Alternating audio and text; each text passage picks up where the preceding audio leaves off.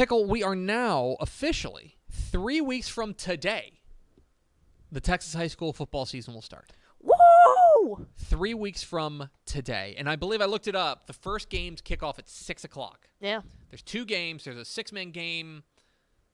I want to say it's Turkey Valley and Ira. I think they're playing in Jayton. It's part of like the Jayton-Jaybird Classic. Okay, there we go. And then there's also Texas City plays like Clear Lake. Something like that.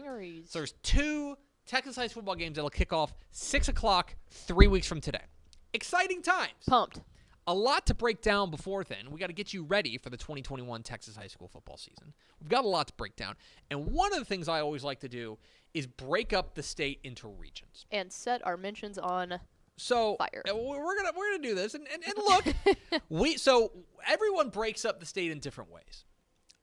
Some people break it up into like a few very large regions, like north, south, east, west. Yeah, which is fine. That's how a compass works. Some of them do it like a little bit more granular, where it's like North Texas, but then like DFW gets their own region and stuff like that. We here at Dave Campbell's Texas Football break it down 21 different ways. Because why not? We have 21 different regions because we think the God's honest truth of the matter is that we have found that this is the most effective way to do it. That, like, for example, there's a lot of people. Not a lot of people. That feels like I'm calling people out. There are some outlets that just think of West Texas as West Texas. Right. But you go out in West Texas and you ask people in San Angelo what they have in common with people in the Panhandle. They'll get fired up. It's just not a lot. Nope. So we break West Texas up into El Paso, Permian Basin, Big Country, Concho Valley, South Plains, and Panhandle. And by the way, you could make some arguments that you should break that up even further. You could say, hey, look, Van Horn shouldn't count as El Paso. You could, like, what we end up doing is like lumping like Sanderson in with the Permian Basin, which, I mean, the problem is I don't want to go and create a Big Bend region that's going to have 6 teams. Right. The smallest region that we have, if you're interested, is Wichita. I want to say it's Wichita Falls. No, I'm sorry. It's the Brazos Valley. Brazos Valley, we have 23 teams in there.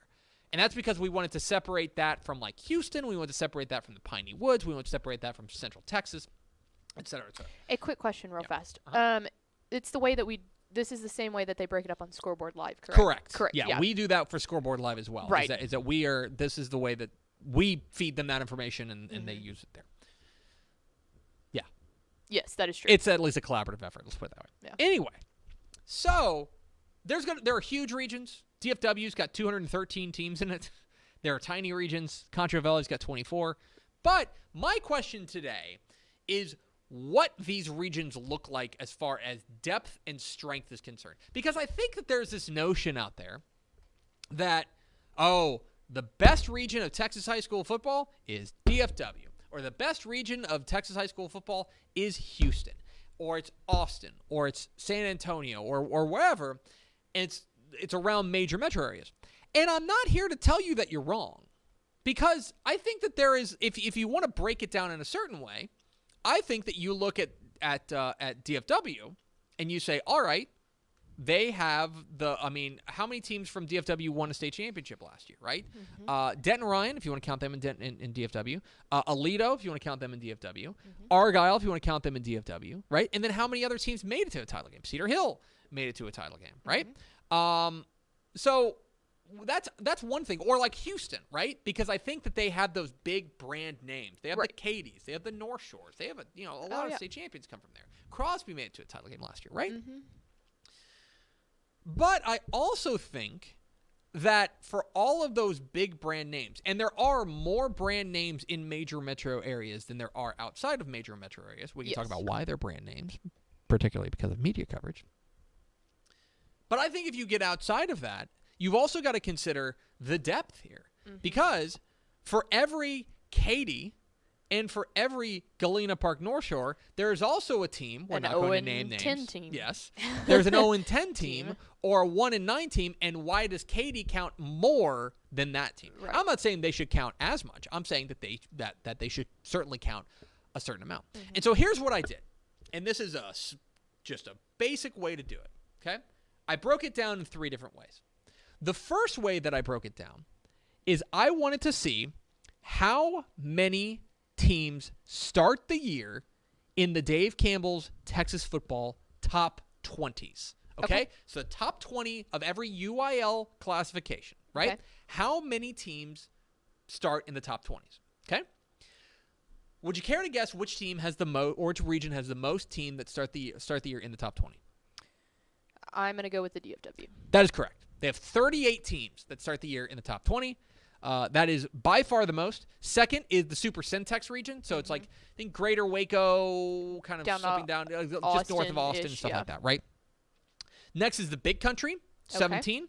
Stand up. East Texas is next, 16. And rounding up the top 5 is Houston at 15. They have the most teams that start the year in the top 20 in Dave Campbell's Texas football. Okay? So you could stop there and say, DFW, that's the strongest region in 2021 in Texas high school football. And I wouldn't even necessarily say that you're wrong. No. If you have the most elite teams, doesn't that make you the best? But Are we going to go per capita here? DFW is also the most populated, and it has the most teams. It's got 213 teams in DFW. Which right? is nuts. So what I did instead after that was I broke it down by the percentage of teams in the region that start the year in the top 20. Okay? The percentage of teams. The top of that Does it hold true to last year?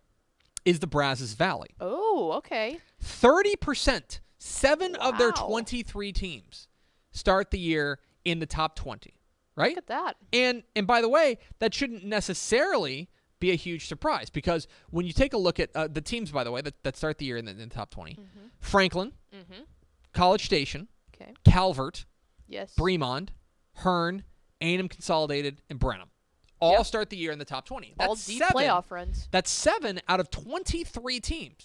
That's over 30%. Not far behind them is the Piney Woods, and this is when I'm going to get some people yelling at me. I was going to say, put up the Dukes for East Texas But- versus the Piney Woods. So the Piney Woods has 10 teams. 10 out of their 34 teams start the year's ranked, including Carthage. Who? Carthage. Never heard of him. Carthage, Timpson, Tatum, Huntsville, Tenaha, Garrison, New London, West Rusk, Beckville, Joaquin, and Lovelady all start the year in the top 20 in Dave Campbell's Texas football. Rounding out the top 5 would be the Panhandle, the Super Centex region, and Wichita Falls, which has 7 of their 28 start Wow. the year in the top 20. Okay? So you could stop there and say, oh, well, the Brazos Valley per capita is the deepest and therefore the best region in Texas high school football in 2021. You could stop there and say, that's cool. I like to take a combination of the two. And I like to take both volume and percentage. And what I ended up doing was I averaged out their ranks. And I averaged out where they rank on the big board as far as both of those measures are concerned. So if you're going by that, the number 1 region in the state would be Super Centex, Look at that. would be Central Texas. Central Texas, Ranks, stand up. Ranks 2nd in total top 20 teams, ranks 4th in percentage of top 20 teams. Okay? Next up would be the Panhandle. Panhandle Look at that. has their 7th in the state in total in total top 20 teams, Okay. 3rd in rate. All right. Okay? Big Country right in that mix as well. Big Country 3rd, they're the same, they're tied for 2nd technically. 3rd in they reverse it. They're 3rd in total, 7th in rate. The Piney Woods is next. I know it's the one that gets me yelled at. Piney Woods, they're 9th in total, but they're 2nd in rate. And 5th in that race, around the top 5, would be DFW. They're number 1 in the total, not surprising, but they're also 13th in the rate. All right. So, look, if you're interested, things I found particularly interesting. Houston does not fare particularly well in this. They've only got 15 teams out of their 157 that start the year ranked. Now, I think part of that is that, and this is me, part of that, and I think one of the flaws in my own logic, if I'm just calling my own foul here, Do we need I'm calling my own foul. One of the flaws is that there's not a lot of sub F or sub 5A teams in the Houston area.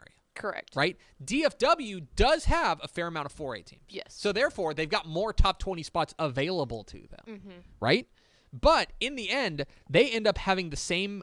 They end up having about the same kind of ranking here as like the Golden Triangle here, as far as that's concerned.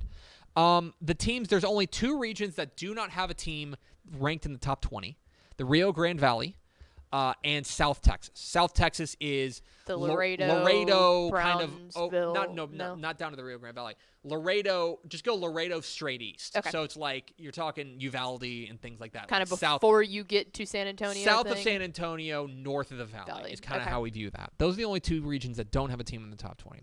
Anyway, your mileage may vary, and I think that this is an interesting discussion point as to which team, which place has the best. Because the other thing I would say is that I think Houston's really deep this year. Houston's got a lot of really good teams. Oh yeah. But as far as this particular measure is concerned, they do not necessarily fare very well. So I think the big country showing up is a big thing that would shock people that don't follow it necessarily from a statewide perspective. Well, I mean, and the biggest thing is, and you're right, the biggest thing is they have no teams in 5A. I'm sorry, that's not true. They have Abilene Cooper, who's ranked 17th in 5A Division 1. Outside of that, where they do a lot of damage is in that 2A, 3A. And 6-man. Yep. Okay? So they've got Jim Ned, right? They're big country. But then they also got May, Strawn, Westbrook, Jayton, Throckmorton, Ira, Lorraine, Blackwell. All those little regions of teams, dooms down there. All 6-man teams that really bump up that average. So, again, this is the kind of conversation that's going to drive big school snobs nuts. Right. Because they'll say, well, Ira being ranked 15th in 1A Division 1 shouldn't count the same as Duncanville whoever is ranked 15th in 6A. Yeah. My response to that is that you're wrong, and it should count the same. Yeah. But it's all in retrospect to who you're playing. Anyway, that's some thoughts on which Texas high school football regions look strongest heading into 2021. Let us know in the comments which region you think is the strongest. Thanks so much for watching that video. If you would like more and to be notified when they come out, go ahead and click that subscribe button right down there. You can also watch Texas Football Today every day live at noon on TexasFootball.com, Facebook, Twitch, and right here on YouTube. For more of the best coverage of Texas football in the Lone Star State, go to TexasFootball.com/subscribe.